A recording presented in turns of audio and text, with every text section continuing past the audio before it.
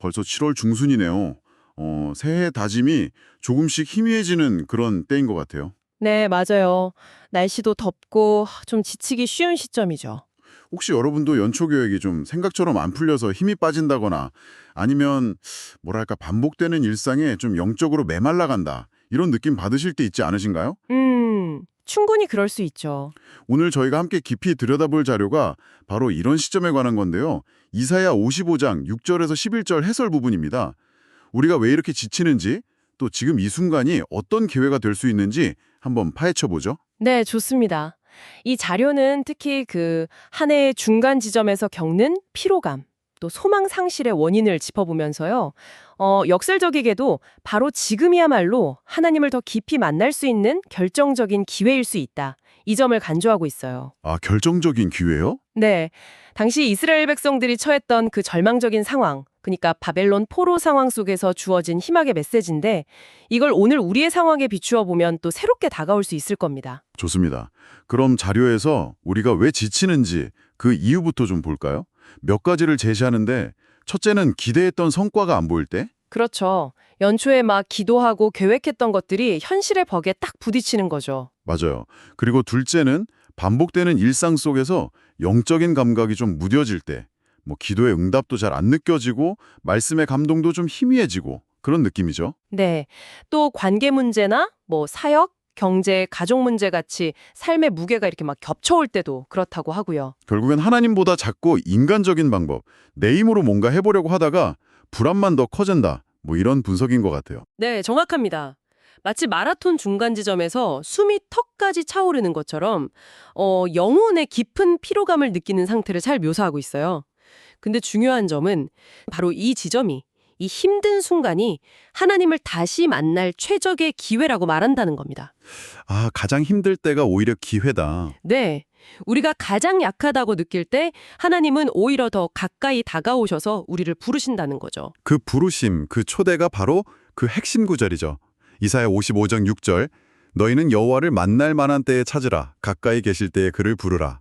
바로 지금, 이 지친 순간이 하나님을 만날 때라고 아주 강조하더라고요. 맞습니다. 이 말씀의 배경이 아까 말씀드린 바벨론 포로 생활 중인 이스라엘 백성들이에요. 모든 게 다 무너진 절망 속에서 하나님은 돌아오라, 나를 찾으라 라고 부르시는 거예요. 여기서 만날 만한 때라는 건 그냥 아무 때나가 아니라 하나님의 어떤 특별한 은혜, 또 자비가 흐르는 결정적인 순간의 의미예요. 특히 우리가 가장 힘들고 지쳤다고 느낄 바로 그때일 수 있다는 거죠. 하나님께서 우리 가까이에서 귀 기울이고 계신다. 이런 강력한 초청입니다. 그렇군요. 그럼 이어서 7절 말씀은 악인은 그의 길을, 불의한 자는 그의 생각을 버리고 여호와께로 돌아오라. 그리하면 그가 긍휼히 여기시리라. 너그럽게 용서하시리라. 이렇게 이어지는데 이게 단순히 그냥 착하게 살아라 이런 말 이상인 것 같아요. 훨씬 깊은 의미죠.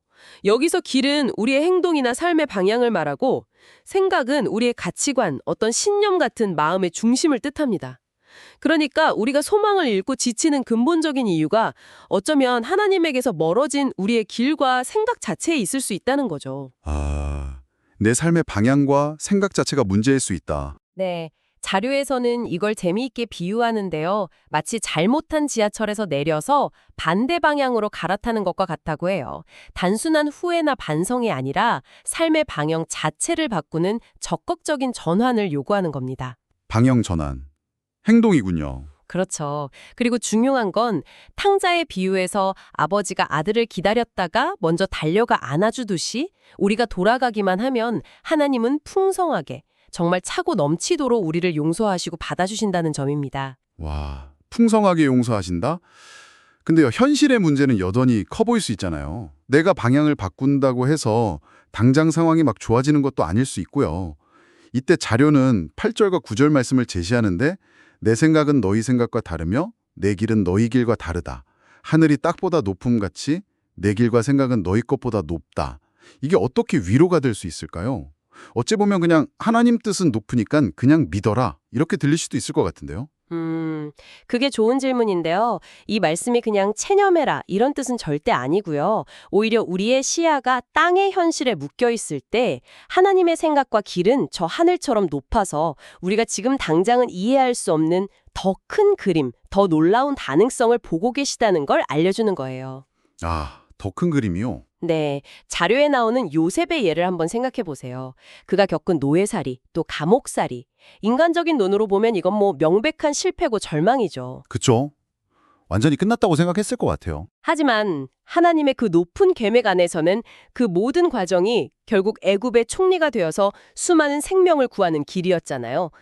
마치 모자이크 조각 하나만 봐서는 전체 그림을 알 수 없듯이 우리는 지금 당장 이해되지 않는 고난 속에서도 하나님의 더 큰 그림, 그분의 선하신 계획을 신뢰하라는 도전인 겁니다. 아, 조각이 아니라 전체 그림을 보라는 말씀이시군요. 네, 우리의 방법이 다 막혔다고 느껴질 때 바로 그때 보이지 않지만 더 높은 하나님의 길과 생각을 믿는 것, 이게 바로 절망 속에서도 희망을 붙들 수 있는 힘이 된다는 거죠. 그래서 이건 수동적인 체념이 아니라 오히려 적극적인 믿음의 행위를 요구하는 겁니다. 그렇군요.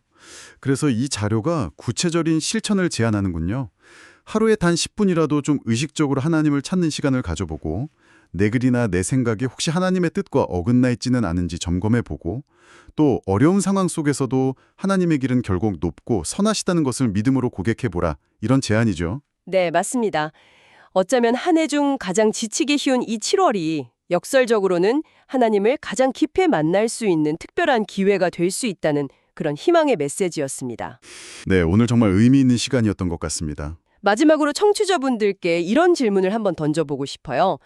자료는 하나님께서 가까이 계실 때 부르라고 하잖아요. 네. 만약 하나님께서 정말 언제나 우리 가까이에 계신다면 무엇이 우리로 하여금 그분의 임재를 잘 느끼지 못하게 만들거나 특히 우리가 힘들고 지칠 때 그 부르심을 외면하게 만드는 걸까요? 이 질문을 잠시 한번 생각해 보시는 것도 좋겠습니다.